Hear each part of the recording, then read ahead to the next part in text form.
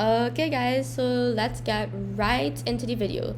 This is the Pure Maths Unit 1, Paper 1, 2025 solutions and the explanations behind each question. So we're just going to take off this face cam now and let's get to it. Number 1. The contrapositive of the statement, if Jomo is a minor, then he is rich, is... So let's let statement P be this first part, Jomo is a minor, and Q is equal to he is rich. So if you find the conditional of that, it'll be P implies Q, meaning if P, then Q. If Jomo is a minor, then he is rich.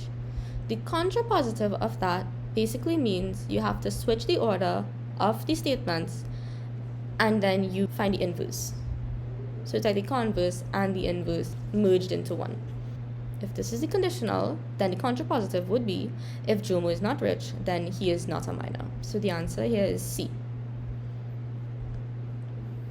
Number 2, if f of x is equal to the modulus of x, which of the following diagrams represents the graph of y is equal to f of x plus 2?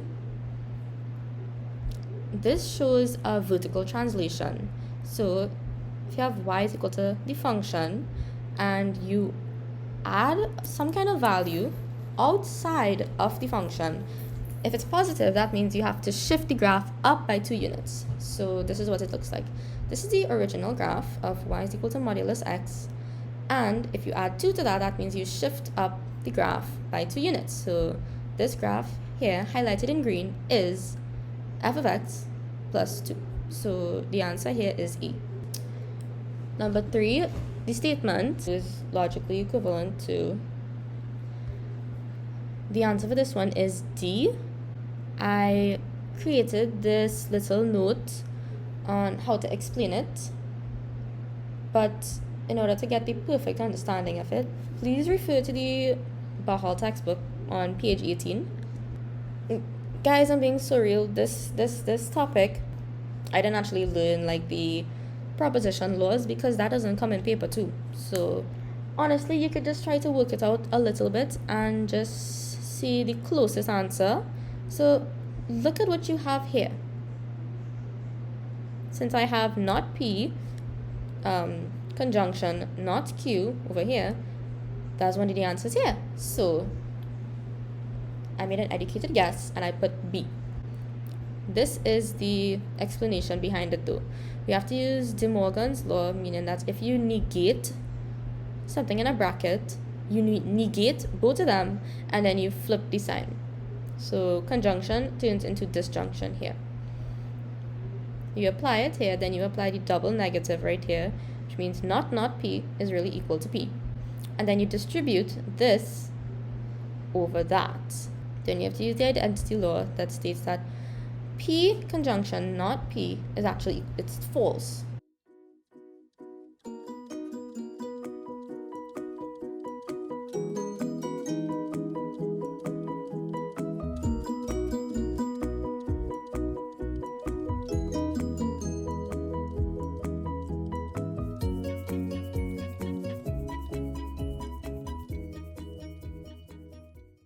Basically, if you take false and you cross it over with the statement itself using disjunction, it's equal to the statement itself. So it's equal to this. So the answer is D. The tables below show the values for 2 functions f and g. This is f and this is g. The value of g inverse of f of 3 is... So let's look for f of 3. When x is equal to 3, f of x is equal to 2. So f of 3 is really equal to 2. So we are finding g inverse of 2. You're probably thinking, oh, let's go over here and let's look for 2 in the x. No. If they ask for g f3, then you would look for this value right here.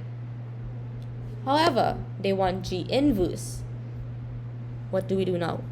The domain of the original function is the range of its inverse and vice versa.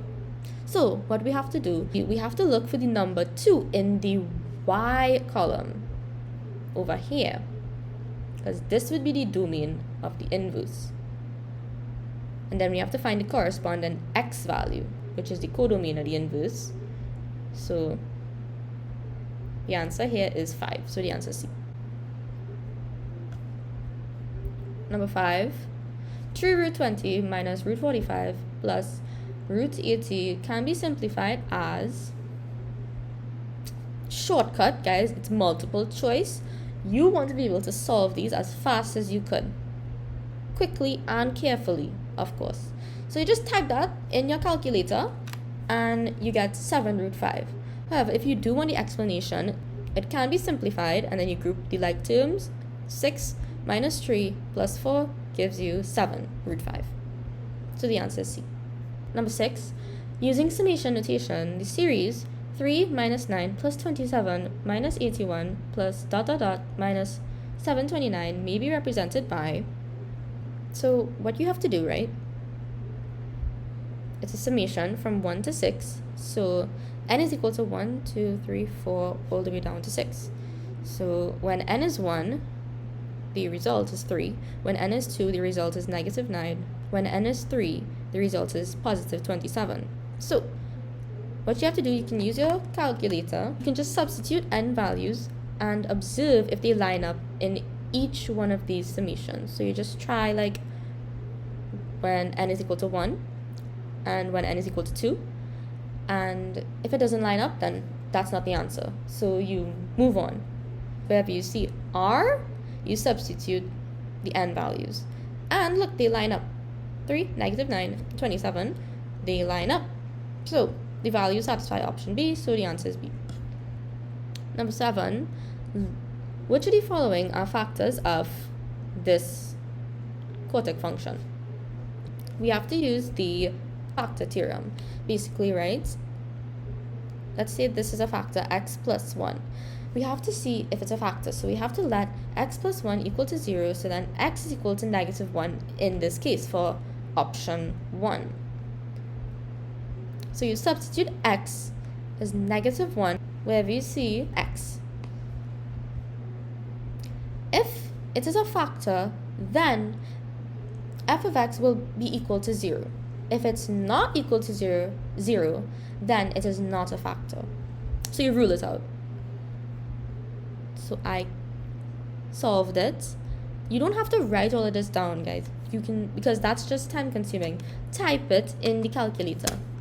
And when you type it in the calculator, you'll realize that, oh, I got negative 4. Option 1 is not equal to 0, then x plus 1 is not a factor, so you eliminate it. So whichever one of these options don't have 1 in it, you select that one. So the answer is 2 and 3 only.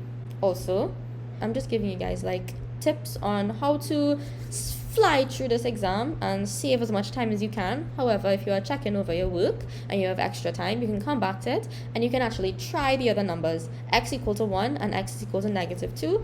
And if they both equal 0, then your answer is correct. So the answer is C.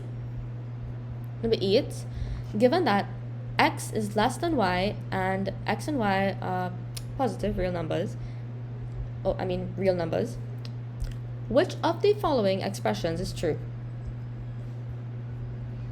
So we all know that the modulus of anything always gives a positive outcome. Positive means it's more than 0. So if you find the modulus of literally anything, it will always be more than 0. So the answer is D. Number 9, f of x being equal to 3x minus 1, where the codomain and the domain are real numbers. What is the function best described as? Well, you could just look at it and you could just tell that yes, it is bijective because it's in the form y is equal to mx plus c, meaning it's a straight line, and straight lines are always 1 to 1. Boom, it's 1 to 1. Is it surjective? Yes, it is surjective because if you put in any number here, any number at all, it will return a real number. So it is surjective. Since the function is both one-to-one and surjective, then it's described as bijective. You can kind of make that connection in your head. However, if you want to understand it, this is the proof. If you want to prove something is one-to-one, you put f of a equal to f of b, and it must come to the end that a is equal to b. If that's the case, then f of x is one-to-one and means that it's injective. One-to-one means injective, by the way. So, okay. To prove if something is surjective, you let f of a equal to b. So you put 3a minus 1 equal to b, and then you make a the subject of the formula. When you make a the subject of the formula, you have to deduce, is there any value of a that's not going to return a value of b? In this case, no. Any number that you substitute into b, it will return a real number.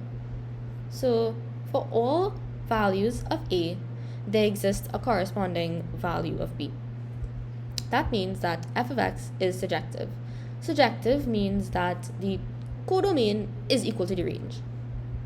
So since f of x is both injective and surjective, the function is bijective, so the answer is A.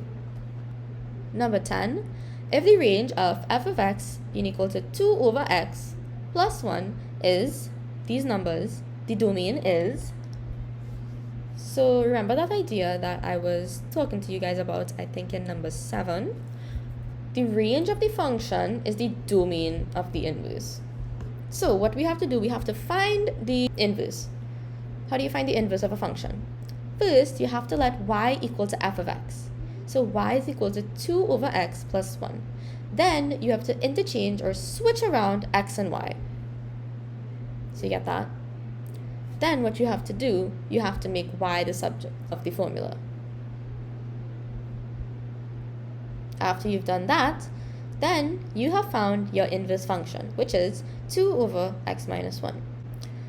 Now we can substitute these values into x.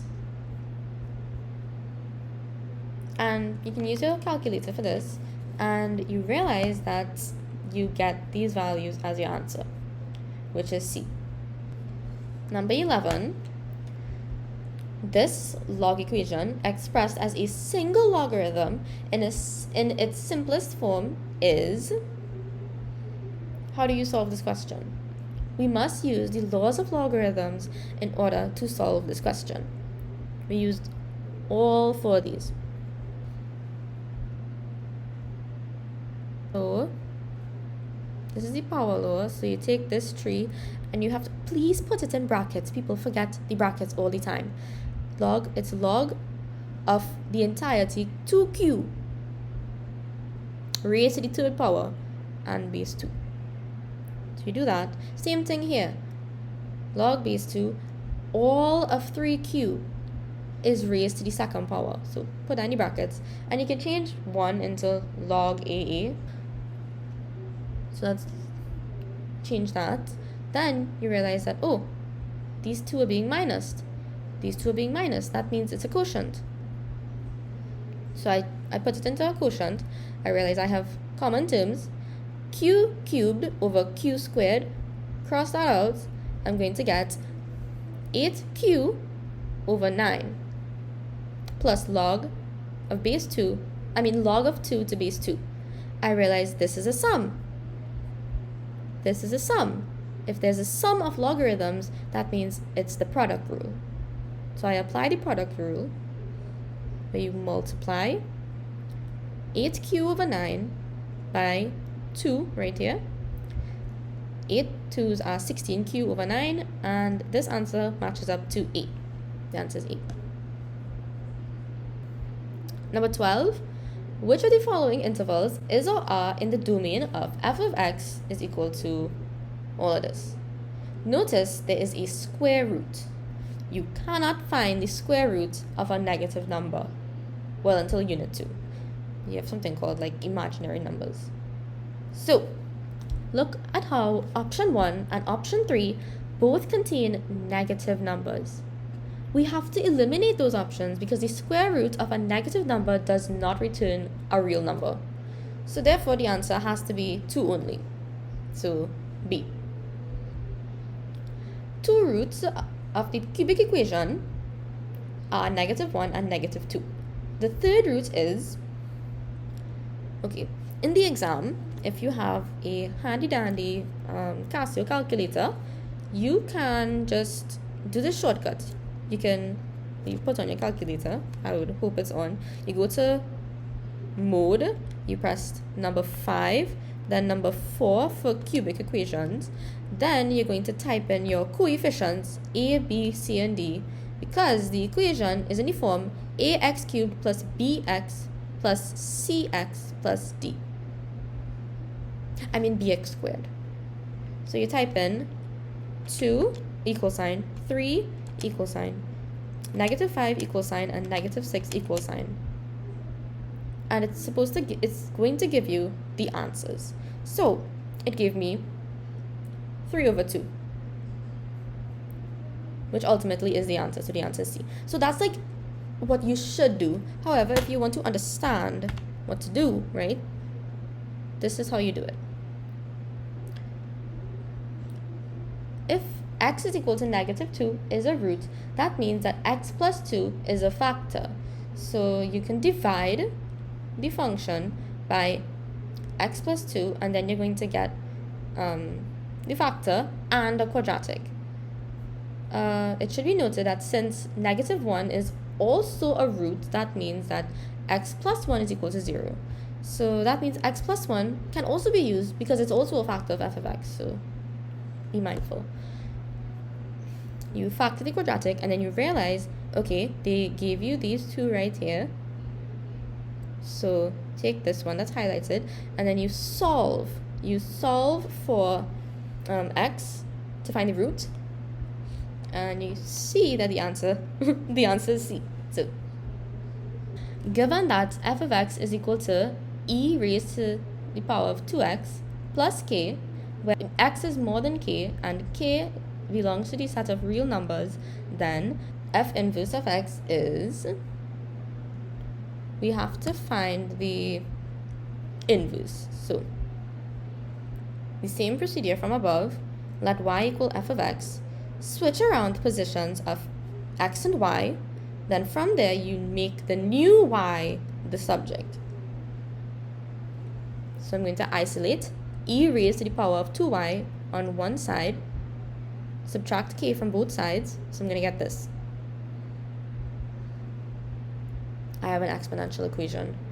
So what I like to do, since it's the base e, I'm going to take natural logs on both sides.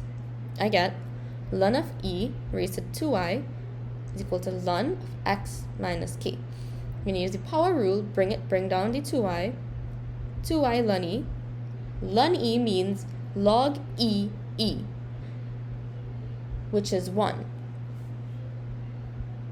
So I really get 2y is equal to ln of x minus k. So then to get y, I divide the entire thing by 2. And I ultimately get this as my answer, which is A. Number 15, the values of x that satisfy the inequality, the modulus of 2x minus a is more than the modulus of x, where a is more than 0, are. What I like to do, I like to square both sides, so I'll get a quadratic in the end, a quadratic inequality. Then I turn the quadratic inequality into an equality in order to find the roots of the quadratic equation. It occurs when it's equal to 0. I solve the quadratic like normal, and I find the roots, x equal a, and x is equal to a over 3. a over 3! Okay, anyways. I study the quadratic, and I remember from AdMaths, okay, the coefficient of x squared, meaning the number that's right before x squared, it's positive. A positive coefficient signifies a U-shaped parabola, like this. So I make a calm little sketch of the graph. And if I want to find the values for which the graph is more than zero, right? Above the x-axis, when it's less than a over 3 and more than a. So this is the answer. The answer is A. Let's go into number 16. What value of theta, where theta is in between 0 and pi, satisfies the equation 2 cos squared theta plus 3 cos theta minus 2 is equal to 0? What you have to do, or what you can do to make life a little easier, you can let y equal to cos theta and you can turn it into a quadratic. So you factorize the quadratic as shown below, and then you get that y is equal to negative 2 and y is equal to half. So this one is invalid because it does not satisfy the range.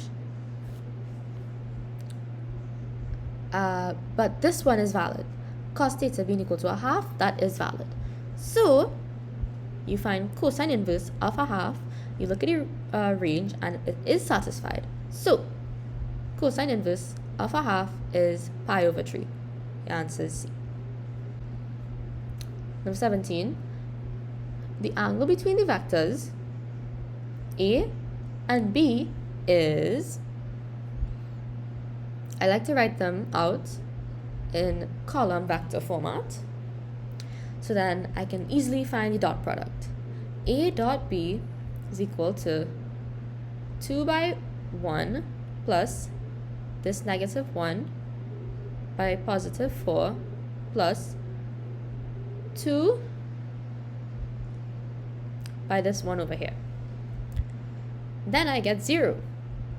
And actually, if you guys recall, you can stop right here and conclude that the angle between the vectors is 90 degrees. That's in degrees. What's that in radians? That's pi over 2. So since the dot product is 0, then the angle between the vectors A and B is pi over 2, meaning that the vectors are perpendicular. Cos theta is equal to 0, so then 0 is cos inverse of 0, which is pi over 2. So the answer is A.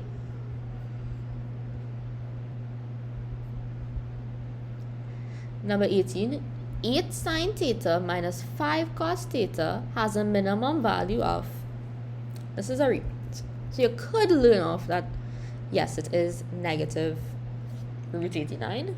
So, but like if they actually like changing numbers or something, then you're in trouble. You have to solve it yourself. So you just try out r sine, r cos, and I figured out that r sine theta minus alpha, you have to use the formula that sine of open bracket a minus b is equal to sine a cos b minus cos a sine b. Rearrange and you compare coefficients. R sine alpha, apologies, is equal to 5, and r cos alpha is equal to 8. Equate them, you square both sides, and then you add the new equations. Then you get, I kind of left out a step here, but you have to factor out the r squared in both of these. Sine squared alpha plus cos squared alpha, which is 1. That's the trig identity we have to use.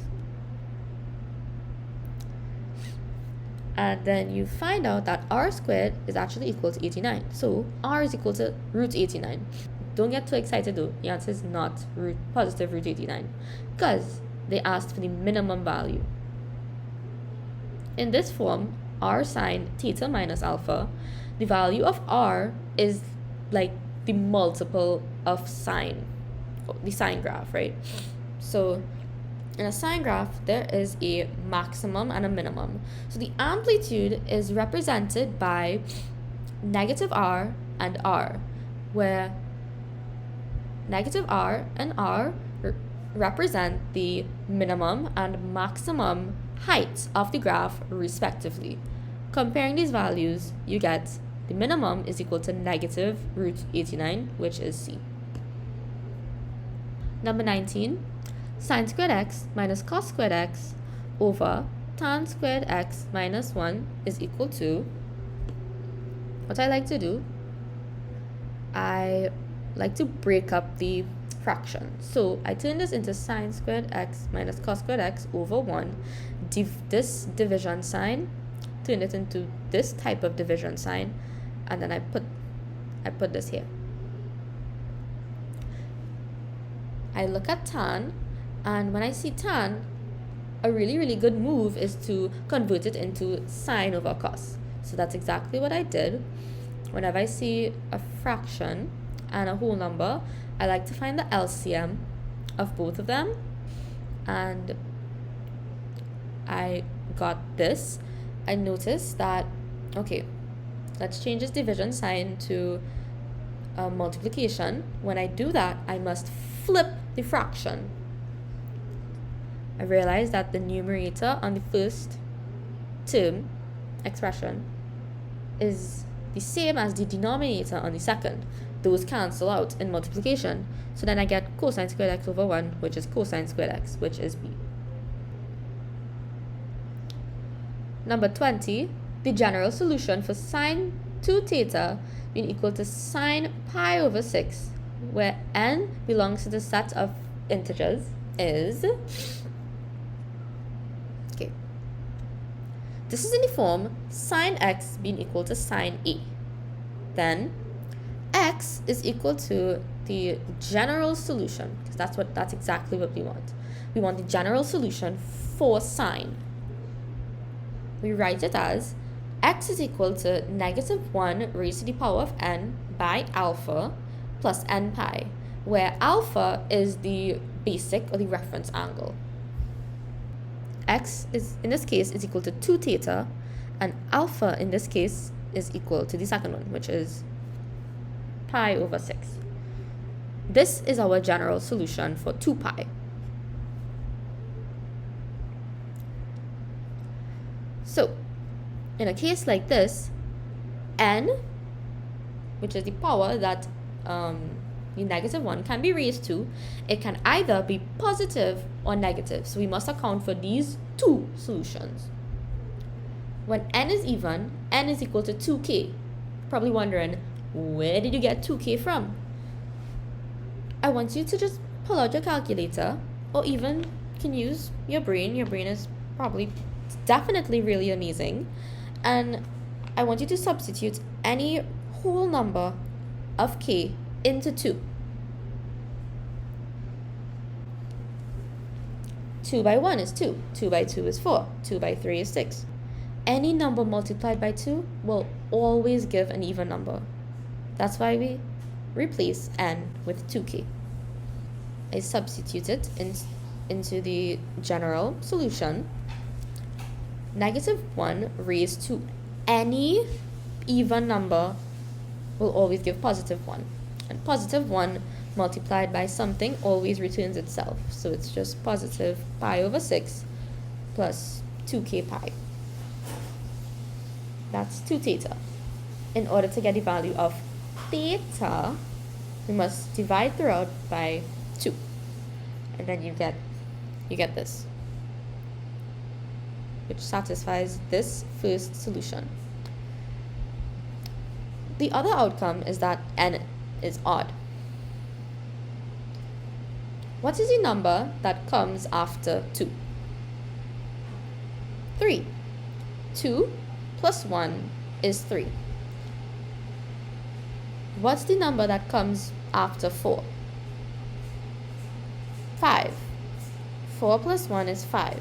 So 2k plus 1. If you substitute any value of k into this, n will always be odd. So you substitute the value of n as 2k plus 1. You can try all this since you have free time now. You can try all this on your calculator and like really truly understand the beauty behind the maths. if you'd like. -1 raised to any odd number will always give -1. -1 multiplied by pi over 6 will give a negative pi over 6. Then you have to take the pi and you distribute it. So 2k multiplied by pi plus 1 by pi, which is pi. Group the like terms, negative pi over 6 and pi over here. Then you get 2 theta is equal to 2k pi plus 5 pi over 6. To get theta, you divide throughout by 2 and you get the following, which lines up with option B. So the answer is B. Number 21, the relationship between the curve y is equal to x squared minus 2x plus 4 and the line y is equal to 2x. Is that the line? How are we going to know that? This is a question where you have to find the point of intersection between a curve and a line. They're both equal to y, so you can equate them to each other and you can find the point of intersection. You can use the shortcut on your calculator. You could solve it yourself like this. You get that there's one point of intersection at x equal 2. You don't even need to do this last point right here. You can eliminate option A, B, and D at this point because this is false. It does intersect the curve. It doesn't intersect the curve at more than 2 points, or even at these 2 points right here, 2, 2, and 2, -2. It only does it at 1 point. But if you want to be very, very sure, you substitute x when x is equal to 2, y is equal to 2x, which is 4. So the answer is definitely C. Number 22. A circle with center 0, 0 has a radius of 6 units. The equation of that line that is a tangent to the circle at the point -5, 4 is... This is circle geometry, right? So the center is 0, 0 and the random point that's on the circumference of the circle is -5, 4. From that we can find the gradient of the radius. That's called the normal. Let's call this gradient 1. Gradient of a line is calculated by y2 minus y1 over x2 minus x1. I'm going to apply this formula right here, and I get that the m of the normal is -4 over 5. The tangent is a line that is perpendicular to the normal. For perpendicular lines, the product of the two gradients results in -1. You can transpose this formula to get the gradient of the tangent. So from this, flip the sign and invert it. Gradient is 5 over 4, so we use this gradient and we have to use the point of the tangent. Use the equation of a straight line, which is y minus y1 is equal to m x minus x1. You substitute the values and then you want to get rid of this fraction, so you multiply the entire thing by 4 and then you use algebra in order to get the answer, which is this. Look at the options. You have to put everything on one side and you get 5x minus 4y plus 41 is equal to 0, which is option D. Number 23, a curve is defined by the parametric equations x is equal to 3 plus 2t and y is equal to 2 plus t. The Cartesian equation of the curve is... What we must do, we must eliminate the parameter t. So we can get the equation in terms of x and y only. Looking at both of our equations, there is a singular t over here. So that means we can easily transpose equation 2 and then substitute t wherever I see it in equation 1. So substitute equation 2 into equation 1. Expand and simplify and suit it in order to suit the options. After this algebra, you get that x minus 2y is equal to negative 1, which is option D. Number 24, the path of an object is given parametrically as x is equal to sine t plus 2, y is equal to cos t plus 1. The slope of the tangent at t is equal to pi over 4 is... Alright. So, as soon as I see slope of the tangent, I immediately start thinking about differentiation. Differentiation gives you the gradient function. So, this is x, and I have t. I can find dx dt. ddx of sine t is cos t. Then if I have y, I have something in terms of t, I can find dy dt. d dt of cos t is negative sine t. You do that. Then, in order to find dy dx, you have to multiply both of these. But you have to change this one. You have to invert the dx dt, because I want dx on the bottom here. So, I invert it. So, that's dy dt multiplied by dt dx. You can think about it like the dt is cancelling. So, you adjust this term up here to suit. You substitute the values of dy dt and dt dx into this expression. Sine over cosine is tan. Then you substitute the value of t as pi over 4 into your expression. Then you get that it's equal to negative 1, which is answer B. Number 25, the circle with equation shown below cuts the circle with equation shown below in two distinct places. The equation of the common chord is, notice how they're both equal to 0. Since they're both equal to the same thing, that means they're equal. So let's equate equation 1 to equation 2. The x squareds and the y squareds are both present on both sides of the equation, meaning you can cancel them out. Everything equal to 0 here, so I'm going to bring everything that's on the right side onto the left side. Some of this you could work in your head. I just wrote it out so y'all could see everything. Then I got that 6x plus 2y minus 30 is equal to 0. I don't see that in the options. Oh, I can reduce this because there's a common factor of 2, meaning every term can be divided by 2 in this equation. Doing that, I get 3x plus y minus 15 is equal to 0, which lines up with option C. Number 26. Given that the position vectors of the points P and Q are 2, -1, 8 and -1, 4, 4, respectively, the length of the vector PQ is... They said that the position vectors P and Q are that. So I wrote those out, OP and OQ. I'm going to calculate PQ. It's like the train idea. I like using the train station idea, meaning that if I want to go from point P to point Q, but I have to take a connecting flight or a connecting train, I start at P and then I travel to O.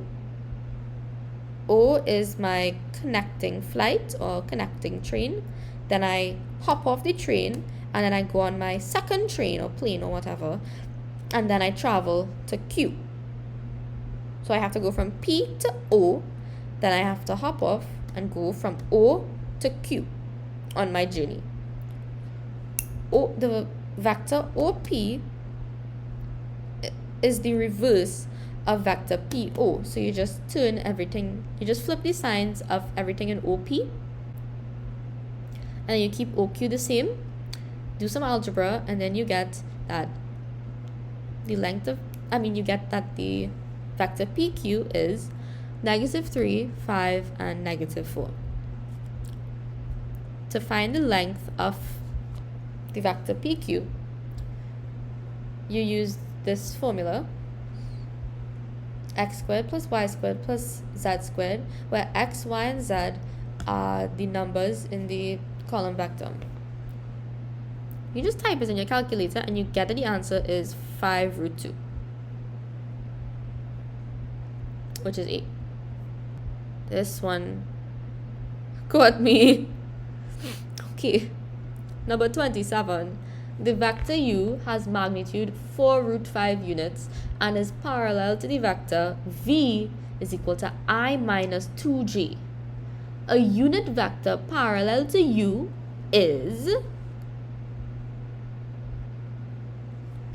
Let's remember the formula, or what is needed in order to find a unit vector. To find the unit vector, you need the vector itself as well as the magnitude. The magnitude is the length, by the way.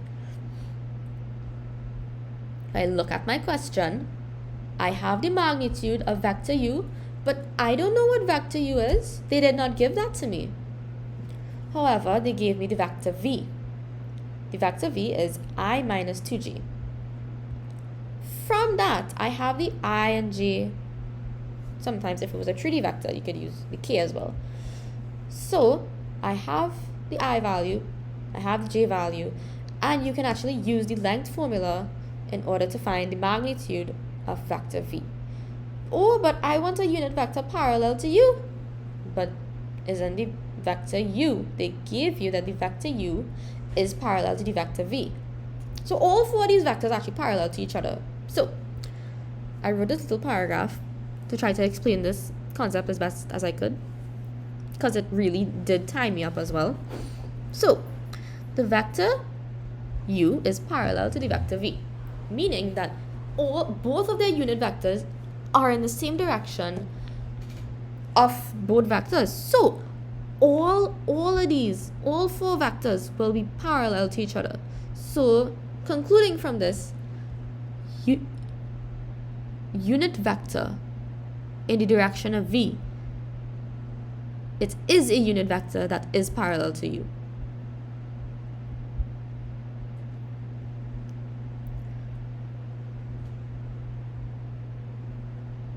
Find the length. The length of vector v is root 5. So then I use the formula, the letter of the vector with a little, I like to call it a hat on top of it, that represents the unit vector in the direction of v. So you substitute these 2 values into the formula, and then you get D as the answer.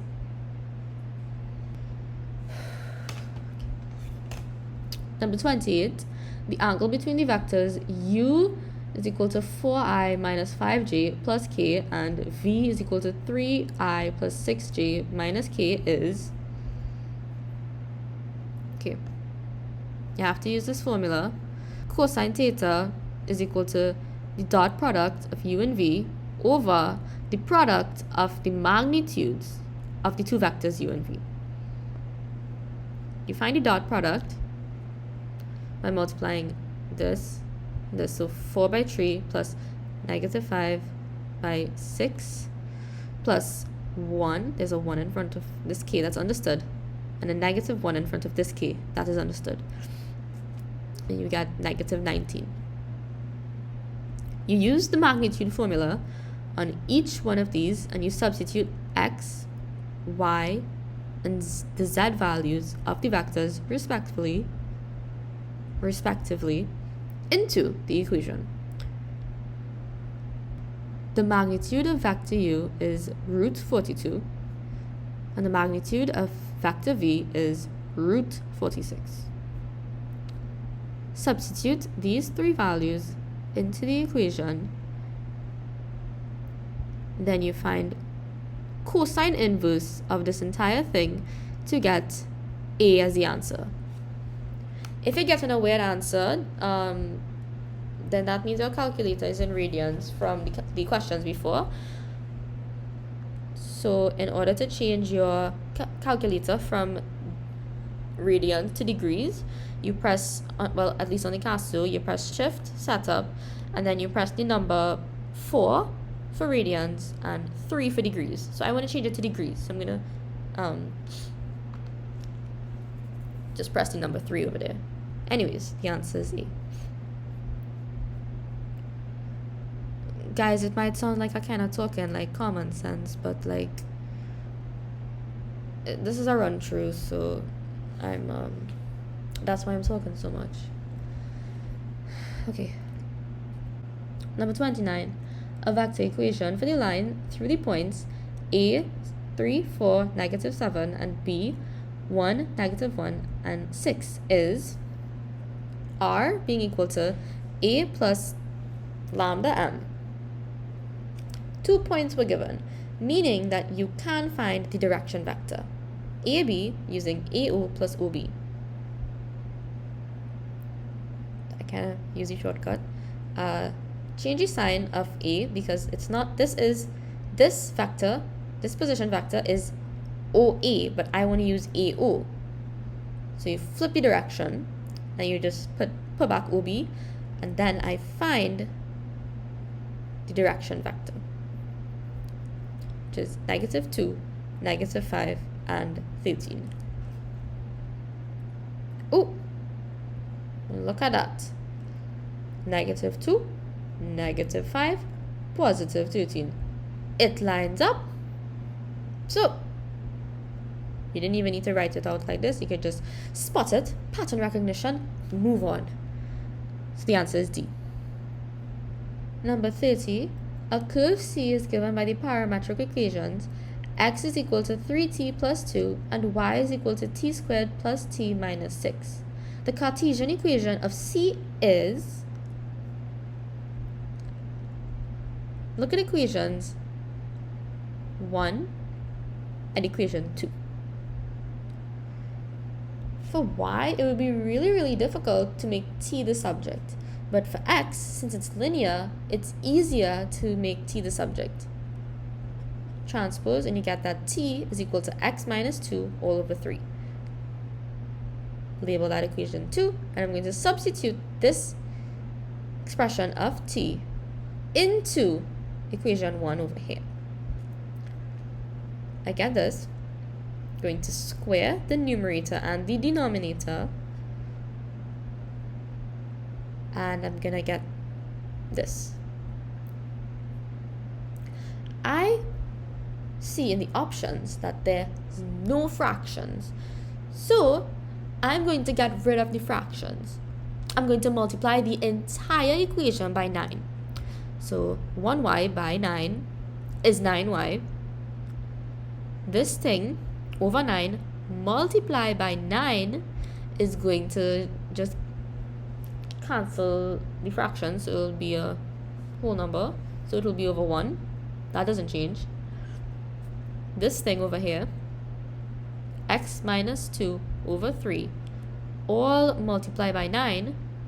3 into 3 is 1, 3 into 9 is 3, so it's going to be this thing up here, the numerator, multiplied by 3.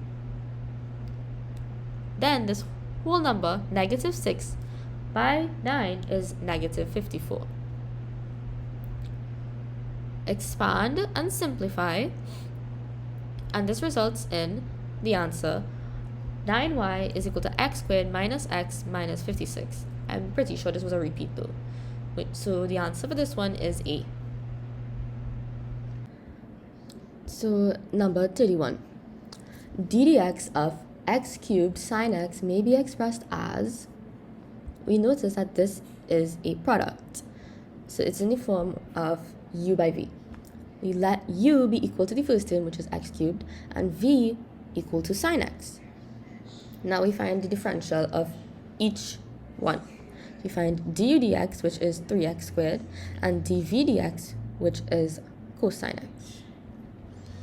So to find, I wrote this wrong. It's supposed to be u by v, so just ignore that part right here. We have to use the product rule, that dy dx is equal to v du dx plus u dv dx. So then you just substitute the values above here into this expression. Then you get 3x squared sine x plus x cubed cos x. And you notice that we have x squared as a factor, so then you factor it out and you get C as the answer. Number 32. Which of the following real functions has a point of discontinuity? So what you have to do, what I like to do, I like to find options that have like a fraction in them, and I take the denominator and I equate it to 0. I tried to do that with b, but it wasn't working out because you can't find the square root of a negative number, because you'll be finding the square root of -1, which doesn't exist. So this function is continuous. However, if you take x plus 1 all squared and you put it equal to 0, then you actually get a value of x for which the denominator is equal to 0, meaning that this whole thing would be divided by 0 when x is equal to -1. Division by 0 is going to give you an indeterminate form. So that means the function is discontinuous at x equal 1. So the answer is B. I mean D. D is in dog.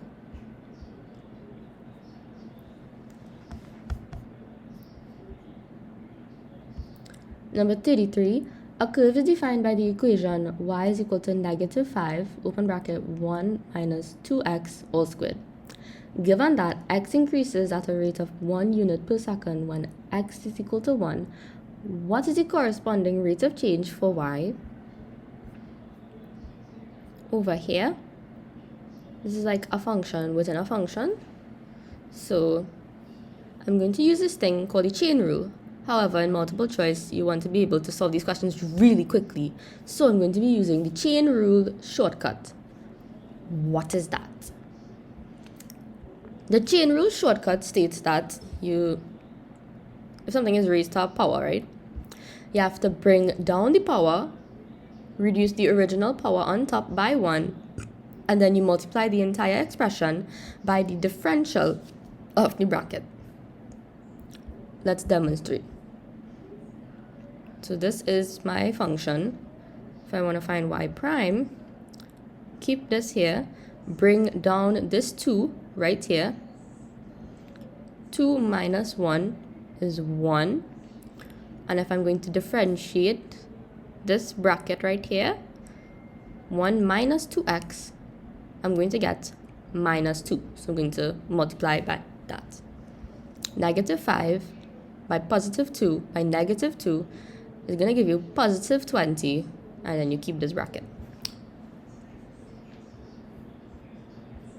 Then I want to find y prime, which is the rate of change for y. So when x is equal to 1, y prime is equal to this. You substitute x as 1 into y prime. 1 minus 2 is -1, multiplied by 20 is -20, which is B. Okay. Number 34. Given that y is equal to 4x cubed minus 3 sine 6x, then d2y over dx squared is... Okay, so you have to use these two formulae. ddx of b sine ax is ab cos ax, and ddx of b cos ax is equal to negative qdb a sine ax. So that's what you have to do. So you find y prime by differentiating normally. Keep this here, take this 6, put it in the front, and block out the negative sign. ddx of sine ax is a cos ax. Don't forget to put back the 6x, by the way. So then this is your first differential. Y double prime, differentiate again. So keep the 18, take the 6, bring it across, and then ddx of cosine is negative sign. So you multiply by that. Negative by a negative will give you a positive. That's why the answer is D. Number 35, limit of x squared minus 9 over x minus 3 as x approaches 3 is, we notice that the numerator is a difference of two squares, which basically means x squared minus 3 squared. That's what it could be written as.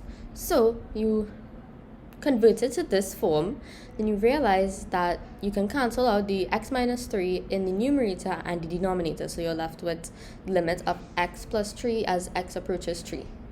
In this case, you just have to substitute x as 3 into the expression to get 3 plus 3, which is 6. So the answer is C. Number 36, the equation of a curve C is y is equal to 16x plus 1 over x. C has stationary points at x equal, when I hear about stationary points, I start to think about differentiation. Alright, so I'm going to change this into a more viable form, which is y is equal to 16x plus x raised to the power negative 1. Then I'm going to differentiate like normal, and I'm going to change it. Stationary points occur at y prime, or the gradient function being equal to 0. So I'm going to equate this to 0. And of course, I'm going to make x the subject. Do that, and then I cross multiply and switch it around. And then I get x squared is equal to 1 over 16. In order to find x, I find the square root of that.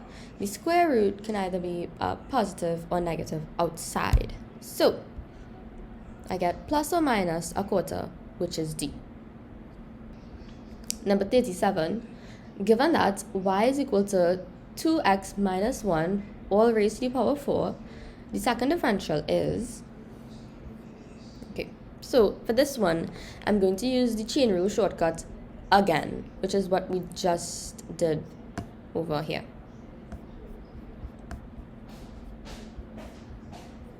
So if this is y, then y prime is going to be, take this 4, bring it down, write back the bracket, 4 minus 1 up here is 3.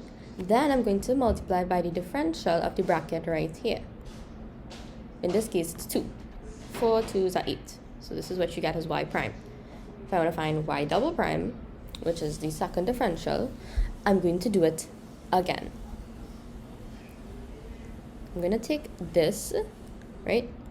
I'm going to bring down this power to the front. Then I'm going to say 3 minus 1, which is 2.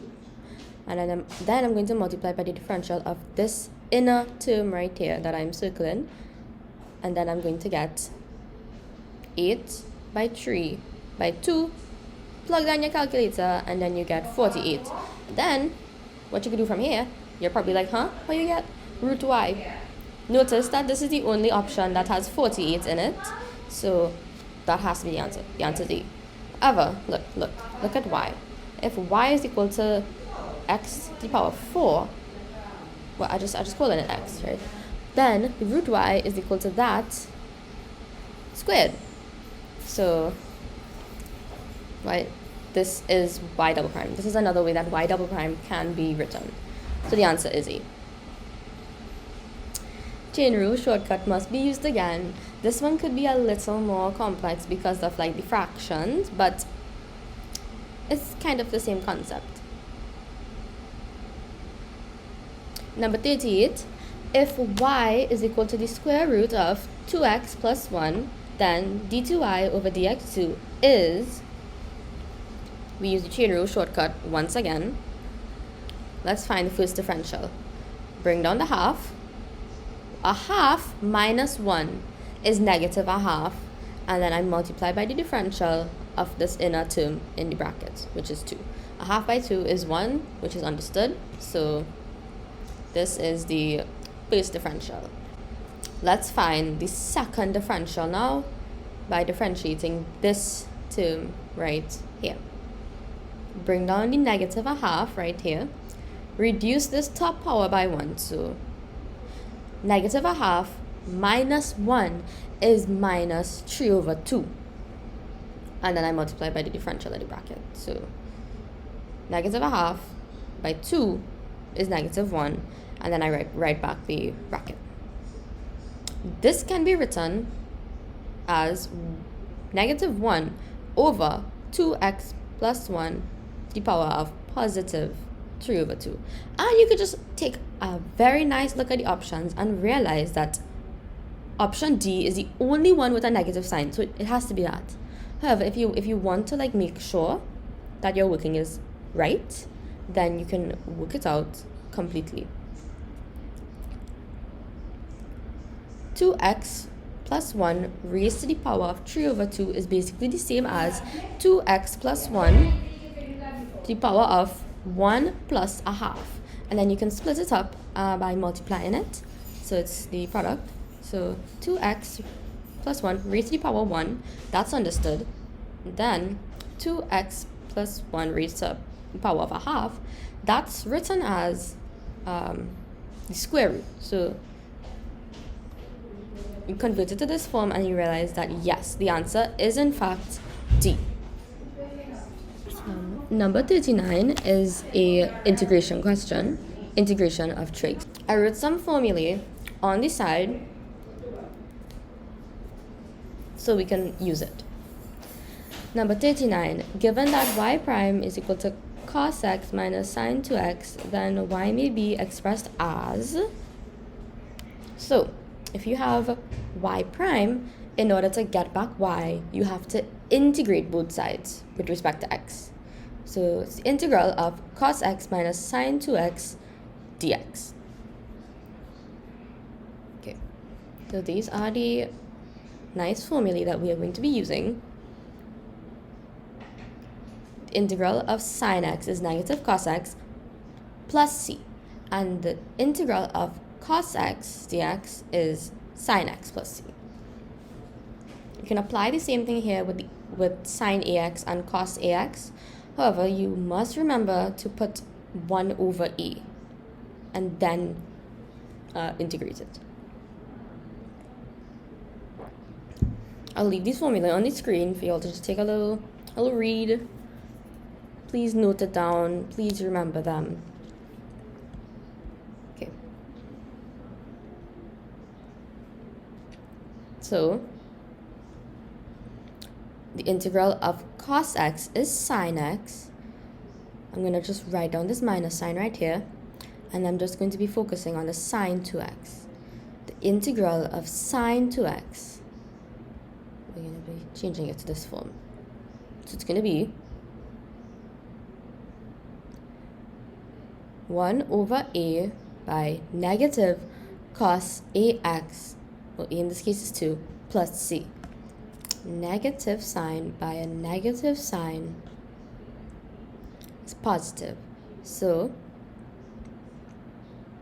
you get in the end that y is equal to a half cos 2x plus sine 2x plus c. Don't forget the constant of integration. So the answer is B. Oh boy. Oh boy. This was a killer. It's definitely possible though. So, number 40, given that f of x is equal to cosine of 3x squared minus 1 all raised to the power 3, f prime x is equal to... Okay. In this case, you had to use 2 chain rules. For one of them, I used the long way, and the other one I used the short way.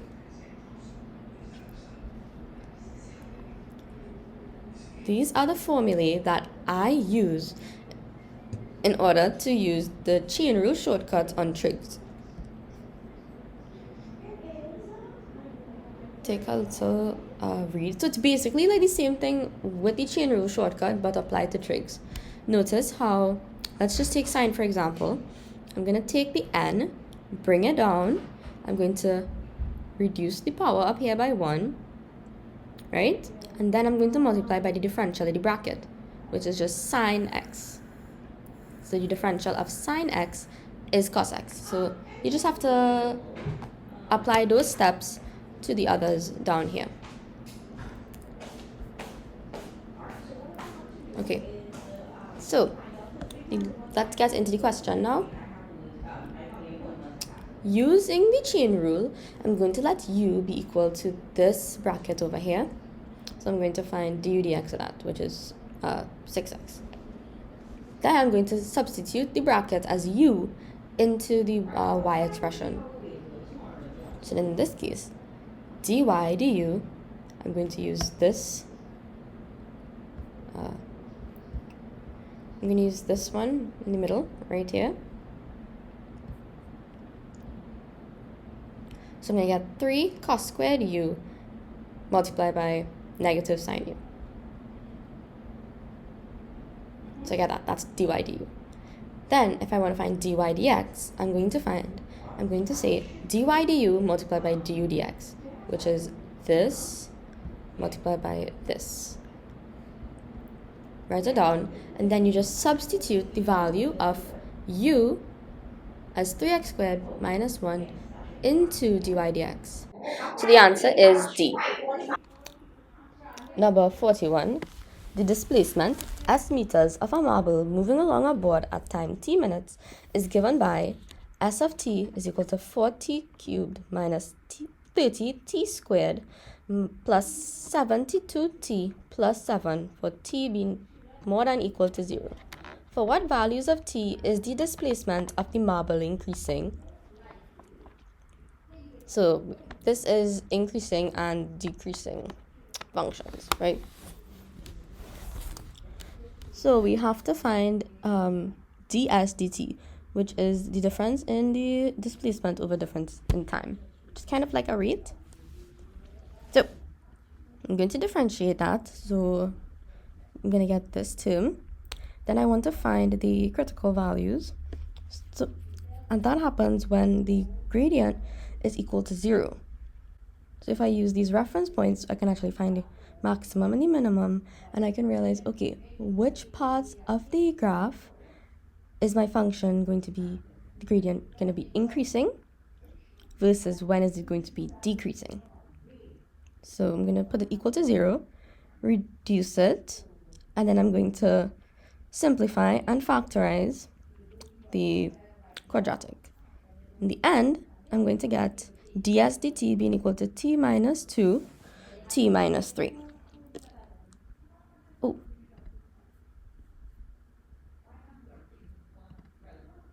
Okay. So I'm going to put together this table.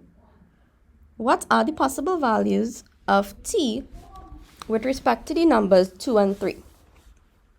On a number line, t can be less than 2, t can be between the numbers 2 and 3, and t can be more than 3. What are the steps that must be taken in order to get the answer to this question? So basically, you have to substitute random numbers, any random number that can fit the criteria of t in each column of the table into ds dt. Then we have to note if the result is positive or negative, which is why I wrote this big positive sign, this big negative sign right here. If the value is positive, that means the displacement is increasing with respect to time. If value is negative, that means the displacement is decreasing with respect to time. So let's say we have this first column, t less than 2. Think about what's a number that's less than 2. I said 1. So I substitute 1 wherever I see t. So I get 1 minus 2 by 1 minus 3, which is negative 1 by negative 2, which is 2. Positive 2.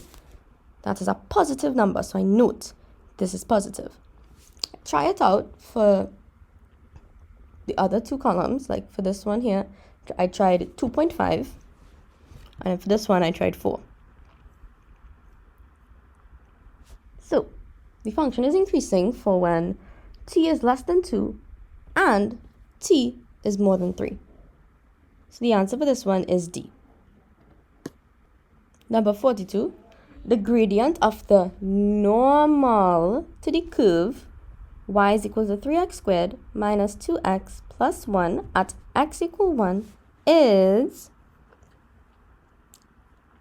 whenever we are differentiating, it's always to find the gradient of the tangent. The tangent.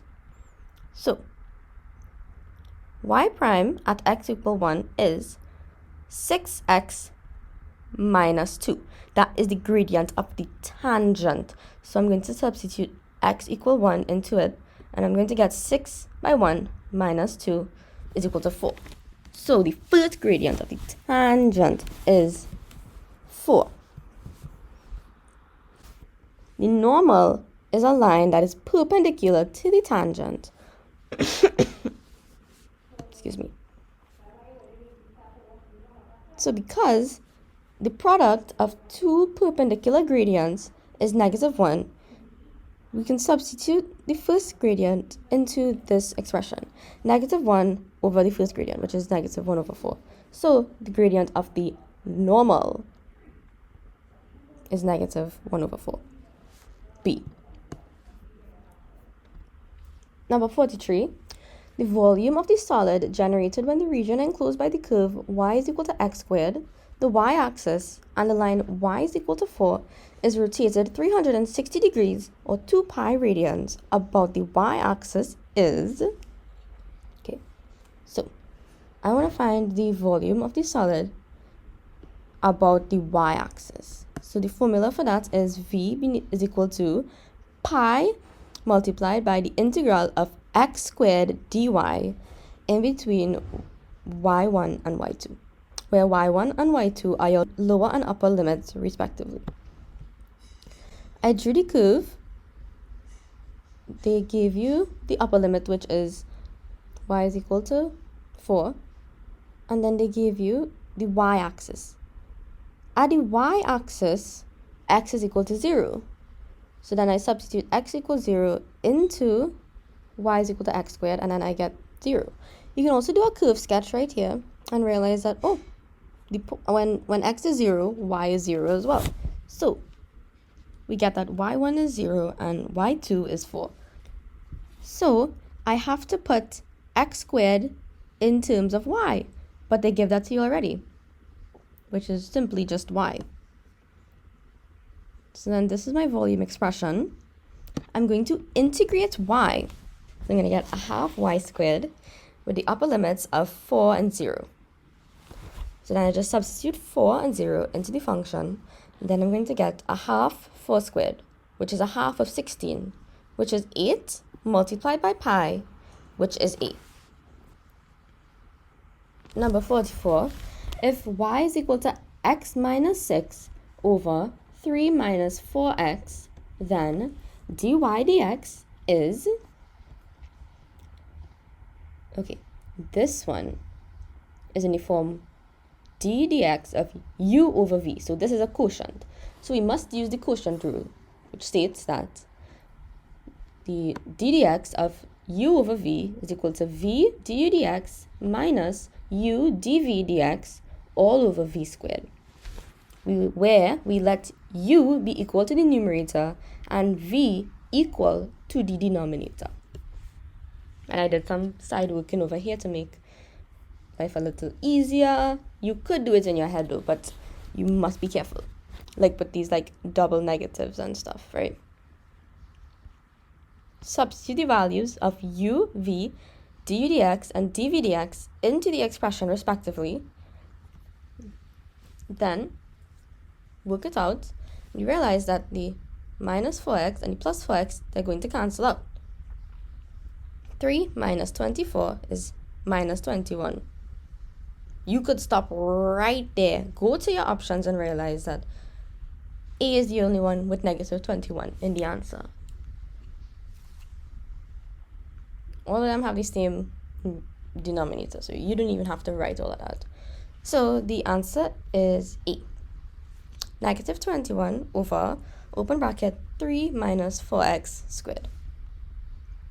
Finally, number 45, the integral of 2 cos 5x dx is, this is a definite integral. And we have to use that formula, which is the integral of cos ax is 1 over a sine ax plus c. Except it's a definite integral, so we don't include the constant of integration here. We're going to move the 2 to the front, outside the integral, right here. Write that down. Then I'm going to get that it's equal to 2 multiplied by all of this. So substitute the upper limit into x, and then the lower limit into x. But then when you substitute the lower limit into x, you're going to get sine of 0, which is 0. So it's kind of just subtracting a whole set of nothing. So you don't have to write all of that, guys. That's time consuming. So then type this in your calculator and you get that the answer is 2/5, which is C. Yeah. That is the Pure Maths Unit 1, Paper 1, 2025 worked solutions by me. So I hope this video was like pretty helpful and you guys gained something out of it, and good luck in the exam. You guys are gonna do so good. Pure Math bosses, mash it up. Okay, thank you for watching, guys.